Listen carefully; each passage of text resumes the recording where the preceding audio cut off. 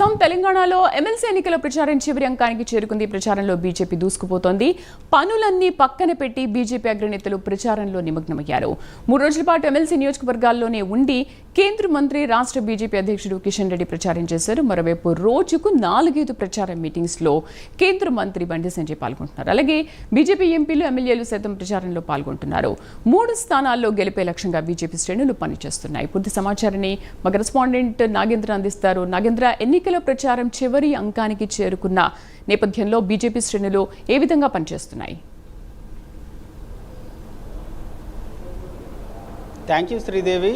MLC ఎన్నికల ప్రచారం చివరి అంకానికి చేరుకుందానే చెప్పాలి. రేపు సాయంత్రం 5 గంటలకి ఎమ్మెల్సీ ఎన్నికల ప్రచారం అంతా కూడా మోగబోతుందని చెప్పాలి. ముఖ్యంగా ఎమ్మెల్సీ ఎన్నికల షెడ్యూల్ రిలీజ్ అయినప్పటి నుంచి కూడా ముఖ్యంగా కాషాయ దళం అందరికంటే అధికార పార్టీ కంటే ముందే అభ్యర్థులను ప్రకటించడంతో పాటు అదేవిధంగా ప్రచారాన్ని కూడా అందరికంటే ముందే ప్రచారాన్ని ప్రారంభించినటువంటి పరిస్థితి. ముఖ్యంగా ప్రస్తుతం ఈ నెల 27వ తేదీన జరిగేటటువంటి మూడు ఎమ్మెల్సీ ఎన్నికల స్థానాల్లో కూడా గెలిపే లక్ష్యంగా రాష్ట్ర బీజేపీ నాయకత్వం అంతా కూడా పనిచేస్తున్నటువంటి పరిస్థితి ఉంది. దాంట్లో ప్రధానంగా 2 టీచర్, 1 గ్రాడ్యుయేట్కి సంబంధించినటువంటి ఎమ్మెల్సీ ఎన్నికలు 27వ తేదీన పోలింగ్ జరగబోతుంది. ఇప్పటికే ఒకవైపు ఆయా నియోజకవర్గాల్లో బీజేపీకి సంబంధించినటువంటి అగ్ర నాయకత్వం అంతా కూడా పెద్ద ఎత్తున ప్రచారాన్ని హోరెత్తిస్తున్నటువంటి పరిస్థితి ఉంది. ముఖ్యంగా ఈ 3 ఎమ్మెల్సీ స్థానాలకు సంబంధించినటువంటి అంశంలో ప్రధానంగా కరీంనగర్, ఆదిలాబాదు, మెదక్, నిజామాబాద్కు సంబంధించినటువంటి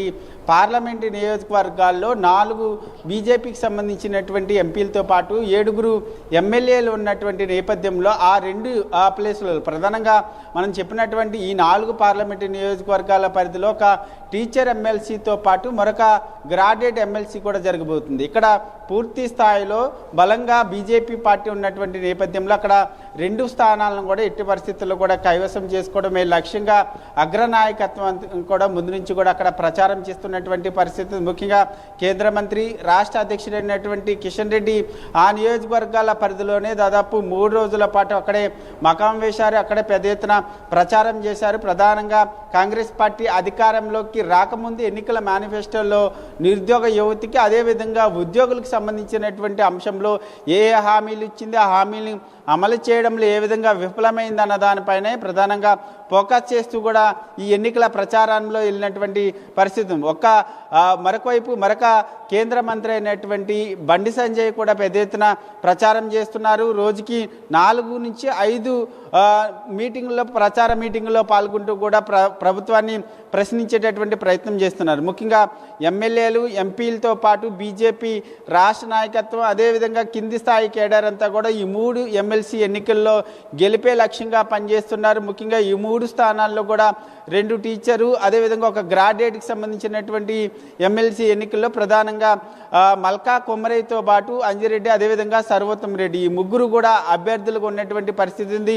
మరొక టీచర్ ఎమ్మెల్సీ స్థానానికి సంబంధించి ఖమ్మం, వరంగల్, నల్గొండకు దానికి సంబంధించినటువంటి అంశంలో కూడా బీజేపీ నేతలు పెద్ద ఎత్తున ప్రచారం చేస్తున్నటువంటి పరిస్థితి ఉంది. మరొక్కసారి ఎందుకంటే గత పార్లమెంట్ ఎన్నికల్లో ఏ విధంగా అయితే అధికార పార్టీకి బీజేపీ సాకిచ్చి 8 స్థానాలను కైవసం చేసుకోవడం జరిగింది, అదే స్థాయిలో మరొక్కసారి అధికార పార్టీకి సాకివ్వాలనేటటువంటి ప్రధాన ఉద్దేశంతో రాష్ట్ర బీజేపీ నాయకత్వం కూడా ప్రస్తుతం ఎన్నికల ప్రచారంలో లీనమైనటువంటి పరిస్థితి అయితే కనిపిస్తుంది. ముఖ్యంగా ఈ 3 ఎమ్మెల్సీ స్థానాల్లో గెలిపే లక్ష్యంగా బీజేపీ నాయకులంతా కూడా పెద్ద ఎత్తున ప్రచారం చేస్తున్నారు. దాంట్లో ప్రధానంగా యువతకి ఇచ్చినటువంటి హామీలపైన పెద్ద ఎత్తున ప్రభుత్వాన్ని ప్రశ్నిస్తున్నటువంటి పరిస్థితి. ముఖ్యంగా నిరుద్యోగ యువతికి 2 లక్షల ఉద్యోగాలు కానీ, జాబ్ క్యాలెండర్కి సంబంధించినటువంటి అంశంతో పాటు 5 లక్షల భరోసా కార్డుతో పాటు మరొకవైపు ప్రతి యువతికి అంటే 18 సంవత్సరాలు నిండినటువంటి ప్రతి యువతికి కూడా స్కూటర్ ఇస్తాము, ఇలా అనేక హామీలు నిరుద్యోగ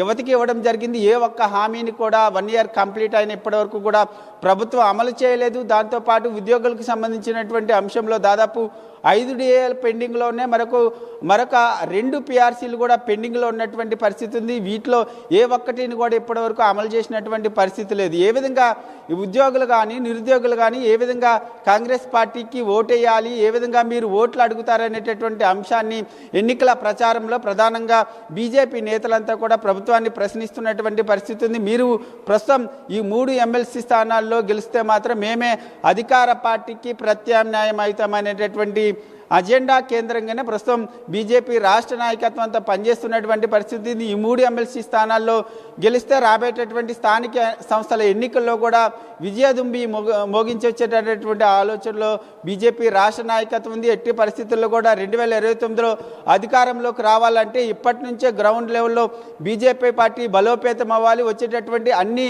ఎన్నికల్లో కూడా గెలిపే లక్ష్యంగా పనిచేయాలి. పనిచేస్తేనే 2029 ఎన్నికల్లో కాషాయ జెండా ఎగరేయడం ఖాయమనేటటువంటి ప్రధాన ఎజెండాతోనే ప్రస్తుతం బీజేపీ రాష్ట్ర నాయకత్వంతో పాటు కింది స్థాయి కేడర్ అంతా కూడా పనిచేస్తున్నటువంటి పరిస్థితి అయితే కనిపిస్తుంది. మొత్తానికి బీజేపీ ఎన్నికల ప్రచారం మాత్రం పెద్ద ఎత్తున ప్రచారం చేస్తున్నారు. రేపు సాయంత్రం 5 గంటలకి ఎన్నికల ప్రచారం ముగియబోతుందని చెప్పాలి శ్రీదేవి.